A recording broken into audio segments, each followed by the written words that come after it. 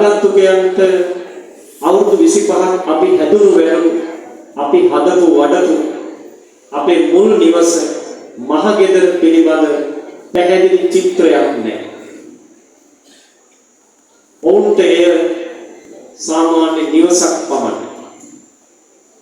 John Milton කියන විචාරකයා නිසා කියනවා විවාහය කියන්නේ දෙවන උපත කියලා. පළමු උපතේදී වගේම අපට අලුත් අම්මෙක් තාත්තෙක් අලුත් නිවසක් අලුත් අයියලා අක්කලා ටිකක් නංගිලා ටිකක් අලුත් ගමක් අලුත් අසල්වැසියෝ මුණ ගැහෙනවා. අවුරුදු 25ක් අපි සාර්ථක වුණේ මුල් උපතේ හමුවන ඒ පිරිස එක්ක ගත කළ ජීවිතේ ආදරණීය සබඳතා නිසා. එසේනම් දෙවන උපත සාර්ථක වෙන්නේ තව 25ක් වත්. මේ දෙවෙනි උපතේදී හමුවන අම්මා තාත්තා සහෝදර සහෝදරියෝ මුල් උපතසේම හදවතින් අල්ලා ගත්තොත් පමණයි. අපිට බොහෝ විට ඒ අවබෝධය නැති වෙනවා. ඒ නිසා දෙන්න තමන්ගේ අම්මා තාත්තා ගැන කියනවා මිසක් ඒ දෙන්නගේ අම්මා තාත්තට කරන ගෞරවයේ සැලකිල්ල අඩු වෙලා යනවා. මේ ගීතය ලියන්නේ නාගොල්ලාගම අපේ අසල්වැසි ගමේ නිමල් ආනන්ද මහත්මයා. මේ විවාහ වෙලා ගිය අයියා තමන්ගේ අයිතිය ඉල්ලනවා. ඉඩම. ඒ ඉඩම් මාරුවක් ඇති කරගන්න. අයියන්දී නුඹවදින් ගිය දවසේ ගිනි ඇවිලුණා කැණි මඩලට අපේ නිවසේ. කැණි මඩල කියන වචනය සමාජගත වුණේ මේ ගීතේ නිසා. වහලේ පරාල සියල්ල සවි වෙලා තියෙන මුදුන් කුරුපාව 54 වහලවල මේ කැණි මඩල හරි පැහැදිලිව පේනවා.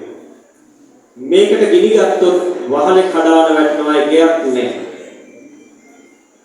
අම්මා එක්ක දබරව පැන ගිය වැත්තේ ඊළඟ වචනේ වැත්තේ වෙලාවේ මොහොතේ ලැබදා ගියා බතහිර වුණි කුසගිනි.